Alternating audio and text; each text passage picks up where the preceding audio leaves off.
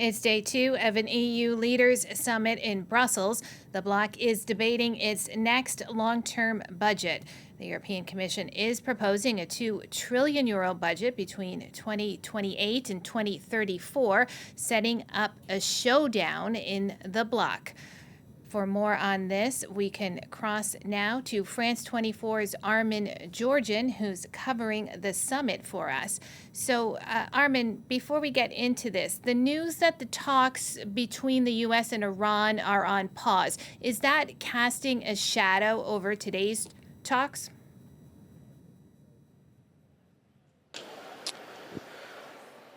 Well, I think they've been very sort of cautiously following what's going on with the US and Iran. But for example, the EU Energy Commissioner that I spoke to yesterday said, of course, everyone welcomes the memorandum of understanding, but we all know that it is a memorandum. It's not anything more than that, and that the EU is not out of the woods yet when it comes to the energy crisis.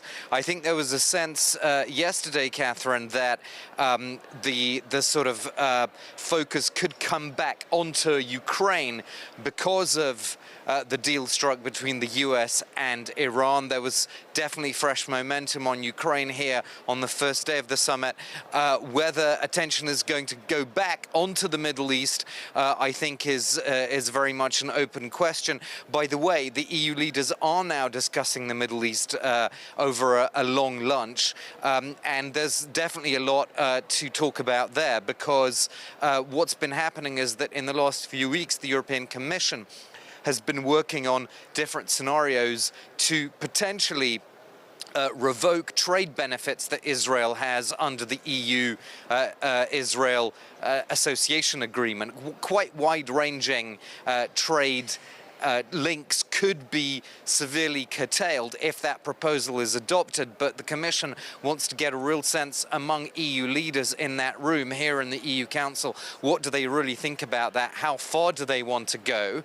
And also playing into all of this, which complicates everything, is the whole spat between the EU High Representative for Foreign and Security Policy, Kaja Kallas, and the Israeli Foreign Ministry. Indeed, the latter, the Israeli Foreign Ministry, has cut contacts with Kaja Kallas over a comment she made allegedly likening the state of Israel to the former apartheid regime in South Africa.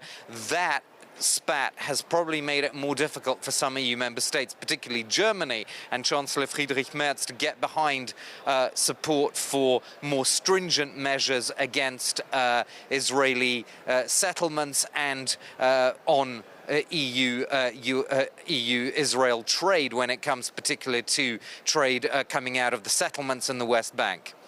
And Armen, let's go back to that other big showdown that's been happening, and that's the one that's over the budget. So at this point, how far apart are EU leaders on this issue? Well, they claim that they've made quite a lot of progress this morning before the lunch on the budget, but they haven't actually addressed the key question, which is what is the ultimate sum of money that is going to be required. As you said in your introduction, Catherine, there's this 2 trillion figure that the European Commission has proposed. You've got states like Germany, Sweden, the Netherlands, the so-called frugal countries that want that figure to come down. They stress smart spending rather than more money. Then you've got other countries, particularly in Southern Europe, but not only, some in Eastern Europe as well, that want to safeguard things like agriculture and cohesion policy. So what we've heard from the EU Council is that there's a general agreement that there has to be a deal on this by the end of this year, because otherwise there's no way of getting all the ducks lined up, so to speak, for all the financial programs to kick in smoothly by the start of 2028. What they're not saying openly, but that is definitely weighing on the minds of EU leaders, is what is going to happen in France in the next presidential election, because if it's a far-right president, investment that comes in, then that could be a case of all bets are off on what EU nations are going to contribute to the budget. So in that sense, there's also some urgency to find some sort of deal this year. But how much money it's going to be, where the money comes from, and exactly by when is the deal going to be done, those are three questions that we don't have an answer to right now.